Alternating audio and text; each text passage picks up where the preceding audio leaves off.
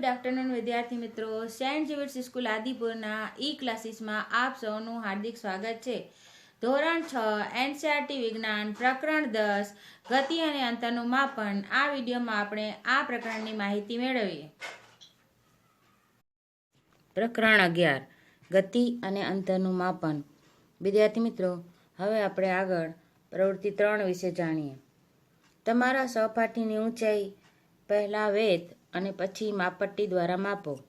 તમારા સહપાઠીને દિવાલ સાથે પીઠ રાખીને ઊભા રહેવાનું કહો.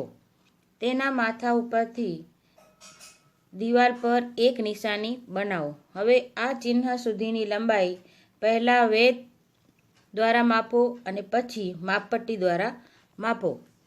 અન્ય વિદ્યાર્થીઓને પણ આ જ રીતે લંબાઈ માપવાનું કહો. બધા તારણ તમે નીચે આપેલા કોષ્ટક 10.3માં લખો. તો અહીંયા કોષ્ટકમાં ઊંચાઈનું માપન તમારે કરવાનું છે. એમાં કોણે ઊંચાઈ માપી એનું નામ લખવાનું છે, ઊંચાઈ વેધમાં કેટલી છે અહીંયા લખવાનું છે, અને ઊંચાઈ સેન્ટીમીટરમાં કેટલી છે એ લખવાનું છે. તમારે આજુબાજુમાં ફ્રેન્ડ્સ રહેતા હોય તો એની સાથે તમે કરી શકો છો આ પ્રવૃત્તિ, અથવા ઘરમાં ભાઈ બહેનોની સાથે પણ આ પ્રવૃત્તિ તમે કરી શકો છો.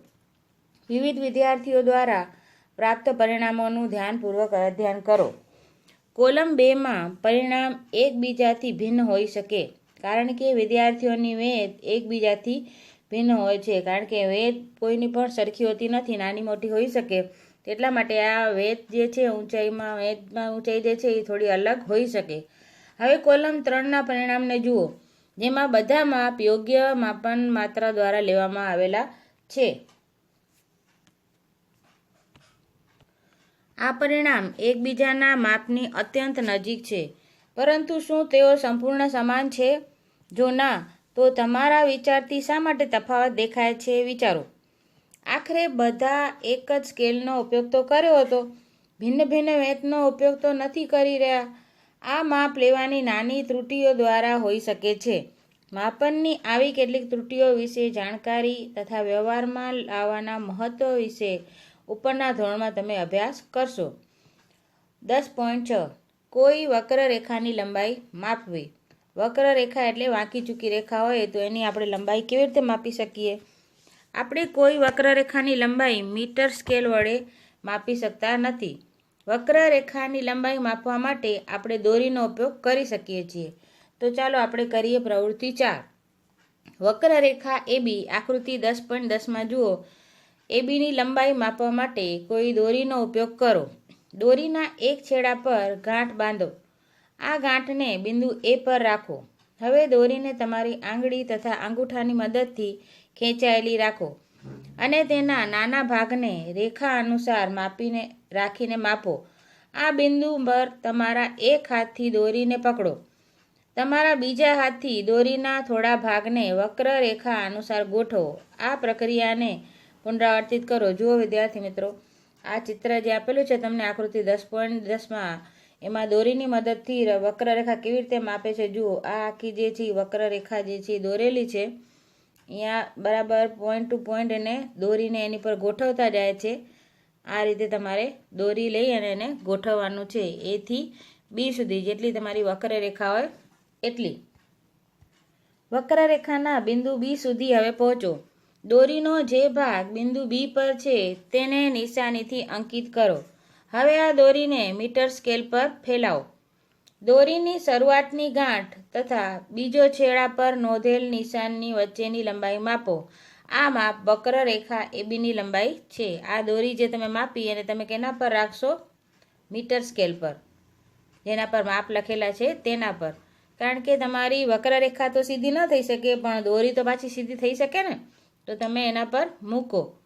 આપણે જોયું કે અંતર અને લંબાઈનું ચોક્કસ માપન માપવા માટે અત્યંત ચોકસાઈ રાખવી પડે છે, અને માપન માટે કેટલાક પ્રમાણભૂત એકમ તથા માપન પરિણામોને વ્યક્ત કરવા માટે આપણને કેટલાક યોગ્ય સાધનની જરૂર પડશે. 10.7 આપણી આસપાસની ગતિશીલ વસ્તુઓ. આપણે પ્રવૃત્તિ 5 કરીએ.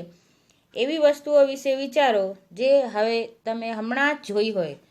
તે તમે જે હમણાં જોઈ હોય એ વસ્તુઓ તમે વિચારો, અત્યારે ને અત્યારે તમે જોઈ હોય, અને યાદી કોષ્ટક 10.4માં તમે લખો.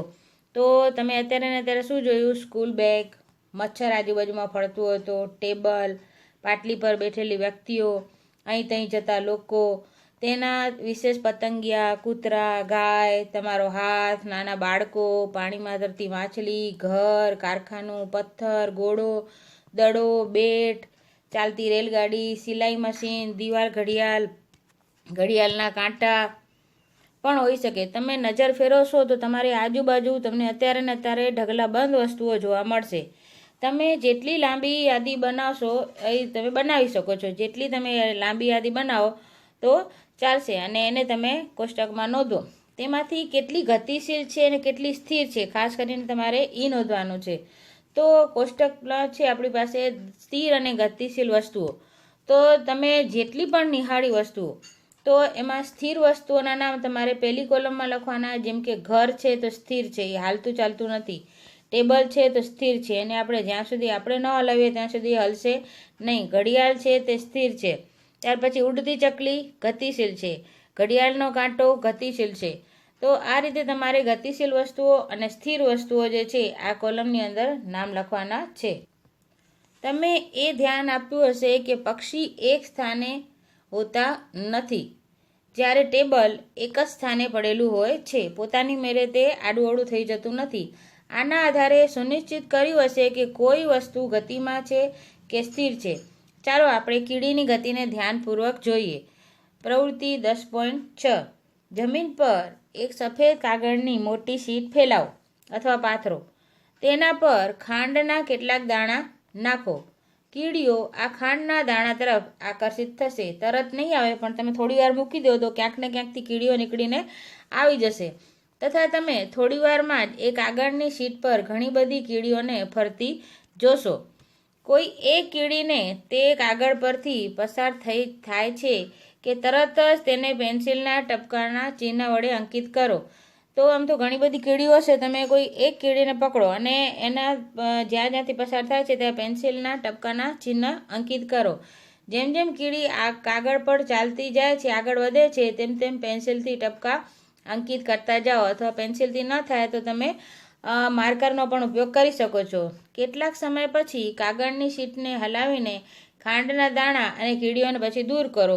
એનું ઘણું બધું અંતર નોંધાઈ જાય, કીડીનું ટપકા થઈ જાય ઘણા બધા. ત્યાર પછી બધી કીડીઓ અને ખાંડને બારે ફેંકી આવો અને તમારા કાગળ જે છે એ તમારી પાસે રાખો. એ વિવિધ બિંદુઓ તમે જે કાગળ પર અંકિત કર્યા હતા તેને તીરના નિશાન વડે જોડીને કીડીની દિશા જે છે એ નક્કી કરો. જુઓ અહીંયા આકૃતિમાં આ ચિત્ર બતાવેલ છે તમારી ચોપડીમાં 10.11. કોઈ પણ કીડીની ગતિ.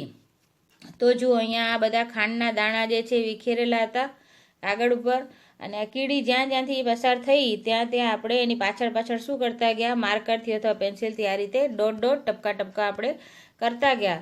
તો આપણને જુઓ કેવી વક્રરેખા મળી. કીડી ક્યાંથી પસાર થઈ તો જુઓ કેવી વાંકી ચૂકી એ પસાર થાય છે. એ તમામ બિંદુ કે જે અંકિત કર્યા હતા તે કેટલી સેકન્ડના અંતરાલમાં કીડીની ગતિ દર્શાવે છે એ તમારે સમય પણ નોંધી રાખવાનો છે. ગતિ એ કોઈ વસ્તુની સ્થિતિમાં સમયની સાથે થતા કોઈ પણ પ્રકારના ફેરફાર જેવી હોય છે. ગતિ શું છે? તો ગતિ જે છે એ વસ્તુની સ્થિતિમાં સમયની સાથે થતા કોઈ પ્રકારના ફેરફાર જેવી હોય છે. બરાબર ને?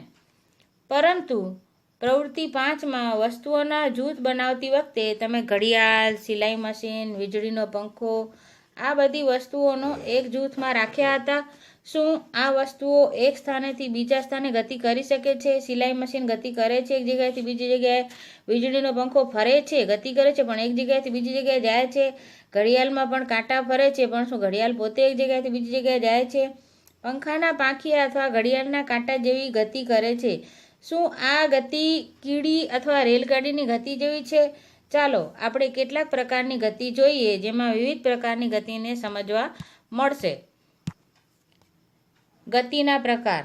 તમે સીધા રસ્તા પર વાહનની ગતિ કે કોઈ પરેડમાં સૈનિકોની માર્ચ પરેડની ગતિ અથવા તો કોઈ પડતા પથ્થરની ગતિનું અવલોકન કરો. જુઓ આકૃતિ 10.12. આ કેવા પ્રકારની ગતિ છે? 100 મીટર દોડ હરીફાઈમાં પ્રતિસ્પર્ધી પણ સીધી રેખા પર દોડે છે, બરાબર ને? શું તમે તમારી આજુબાજુ જોઈને એવા પ્રકારના વધારે ઉદાહરણો વિચારી શકો છો? વિચારો, આવા ઘણા બધા ઉદાહરણો તમને મળશે. જુઓ, એ અને બીમાં, એમાં જુઓ બધી ગાડીઓ સીધી લાઇનમાં હાઈવે પર દોડી રહી છે. પછી આકૃતિ બીમાં જુઓ સરળ રેખીય ગતિના ઉદાહરણ છે. પરેડમાં કેવી રીતે સૈનિકો એક જ કતારમાં એક જ લાઇનમાં ચાલે છે. તમે પણ શાળામાં પ્રાર્થના કરો છો તો સીધી લાઇનમાં ઊભા રહ્યો છો ને. તો આ રીતે આપણે જે છે સીધી લાઇનમાં ઊભા રહીને પછી શાળામાં પાછા જાઓ છો તો એક લાઇનમાં ગતિ કરીને જાઓ છો, બરાબર ને. તો આ રીતે આપણે બીજા ઘણા બધા ઉદાહરણો આપી શકીએ. આ બધા ઉદાહરણોમાં આપણે એ જોઈએ છે કે વસ્તુઓ સીધી રેખામાં ગતિ કરે છે. આ પ્રકારની ગતિને સરળ રેખીય અથવા સુરેખ ગતિ કહેવાય છે. આ પ્રકારની ગતિને શું કહેવાય છે? સરળ રેખીય અથવા સુરેખ ગતિ કહેવાય છે. એકદમ સીધા સીધા બરાબર લાઇનમાં ચાલુ. ત્યાર પછી પ્રવૃત્તિ નંબર 7. એક પથ્થર લો, તેને દોરીના ટુકડાથી બાંધો તથા તમારા હાથની મદદથી તેને ઝડપથી ગોળ ગોળ ફેરવો. પથ્થરની ગતિને ધ્યાનથી જુઓ. આપણે જોઈએ કે પથ્થર વર્તુળાકાર માર્ગને અનુસરીને ગતિ કરે છે. વિદ્યાર્થી મિત્રો, આ પ્રવૃત્તિ તમે ઘરે કરો તો આજુબાજુમાં ધ્યાન રાખજો કોઈને પથ્થર વાગી ન જાય. ઘરના મેમ્બર્સ અથવા તો ફ્રેન્ડ્સથી થોડા દૂર રહીને તમારે આ જે પ્રવૃત્તિ કરવાની છે. નહીં તો તમે દોરીથી પથ્થર ગોળ ગોળ ફેરવશો તો પથ્થર કોઈને વાગી શકે. તો આજુબાજુ કોઈ ન હોય ત્યારે આ પ્રવૃત્તિ તમારે કરવાની છે. આ ગતિમાં પથ્થરનું અંતર તમારા હાથથી સમાન રહે છે. આ પ્રકારની ગતિને શું કહેવામાં આવે છે? વર્તુળાકાર ગતિ કહેવાય છે. કઈ ગતિ છે? વર્તુળાકાર ગતિ. ઉપર આપણે ગતિ જોઈ કઈ હતી? સુરેખ ગતિ. હવે આ ગતિ કઈ છે? વર્તુળાકાર ગતિ છે. જુઓ આકૃતિ એમાં બળદ કેવો ગોળ ગોળ ફરી રહ્યો છે.